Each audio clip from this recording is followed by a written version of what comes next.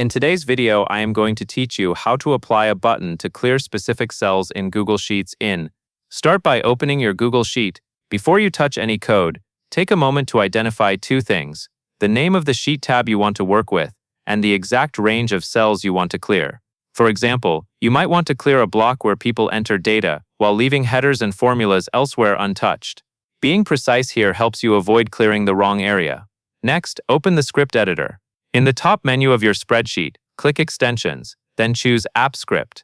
This will open a new tab where you can add a small script that controls what your button does. In App Script, delete any default code that is already there. Then paste in your clear function. In the code, make sure you replace the sheet name with your own tab name, and replace the range with the exact cells you want cleared. When you are done, save the project using Ctrl+S on Windows or CMD+S on Mac. You can also give the project a simple name, like Clear Cells, so it is easy to find later. Now you need to authorize the script. This is required the first time, because the script needs permission to edit your spreadsheet. Click the Run button, which looks like a play icon. Follow the prompts to grant access. Once authorization is complete, the script is ready to be used from your sheet. After that, go back to your spreadsheet and add the button. Click Insert, then Drawing.